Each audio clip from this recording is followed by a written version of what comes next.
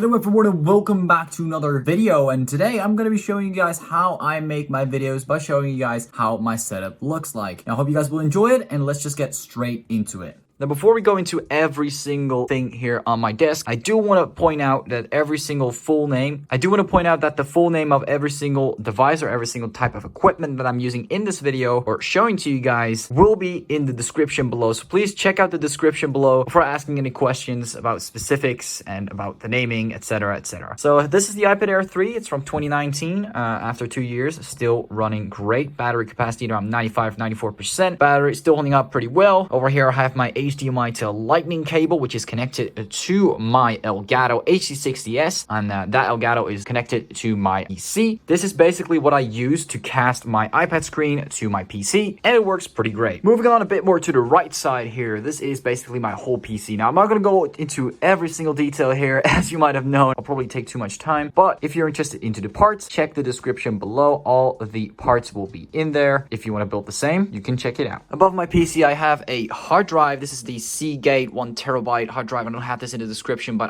I'm guessing you guys know where to find your hard drives. They're basically all the same. Now, I've bought this hard drive for two reasons. First of all, just in case I have like photos stored, personal information that I want to have it backed up over here. And second of all, I have certain files that I like to have on my PC, but if my PC were to have issues or if Windows were to not boot up and I had to reset everything and erase all my content, I would still have a backup of that content on the hard drive, which also includes my Minecraft world, because you do not want to lose your Minecraft world, guys. You do not want to lose it ever. Anyways, putting that aside, we're going over to the far right here, which basically, I mean, it's not that interesting, but I thought I'd show you guys because I'm showing you guys my setup anyway. This is my 3-in-1 docking station. It's very useful if you were to use three types of Apple products, which is an Apple Watch, an iPhone, and AirPods. This thing is great. There are a lot of them out there. I would suggest doing a bit more research. There are a lot of reviews out there, and you can check it out. But personally, I prefer this one because it's just very small, and it kind of fits in this corner over here. Now, here are a bunch of cables that are all connected to the main system, which I want to go over. But before I go over there, I just want to show you guys something else, which is all the way down here, and that is a Ethernet extender. So if I ever were to have friends over here that need Ethernet, they could connect their Ethernet cables into that. I have two cables at home, so I can just connect them here, and that way, my friends, if they were to come in and we would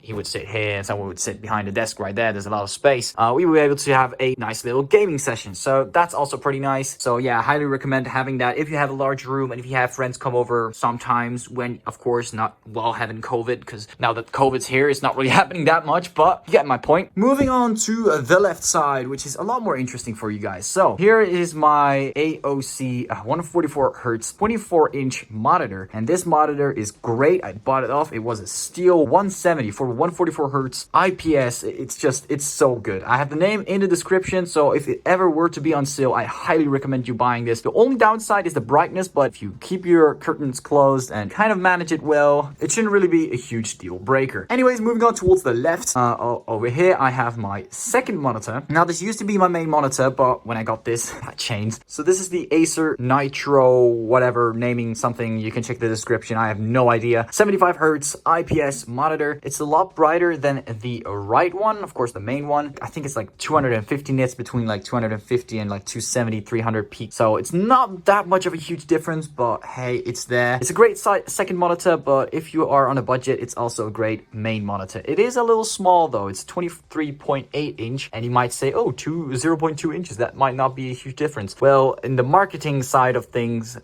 they are somehow huge. I don't know. Now, heading over to the mic, this is the Audio Technica 2020 USB Plus that I've bought. Shout out to Emerald Vincent for recommending me this. This microphone is pretty good. I'm not gonna lie, it's a great microphone. It only connects via XLR to USB, and it is great for a USB microphone. Of course, there are a lot of XLR microphones that connect via mixers, that have higher sound quality, but this one is definitely not that bad. I highly suggest you guys to buy this one if you were to buy one of the best condenser microphones that you can get for the USB sector. Now, aside from that, there's not really much else going on. We do have my speakers over here that are all also from Logitech Z337. They're great speakers. Of course, you have the subwoofer here chilling. You have the right one, the left one. And what's great about these speakers is not only the sound quality is very decent. If you go over here, you have this little knob, and with this knob you can control the volume. You can turn on and turn off Bluetooth. So when I have my phone here and I just got home, I want to play some music, I just turn this thing on. And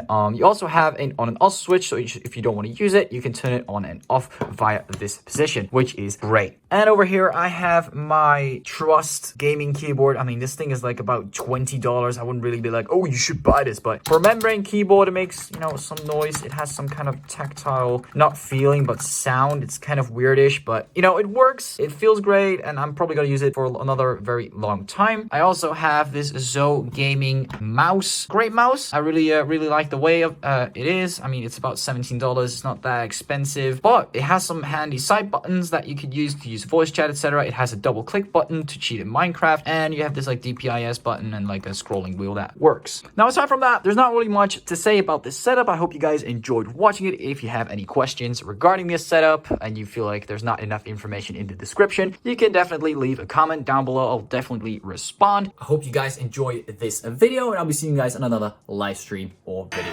Bye bye.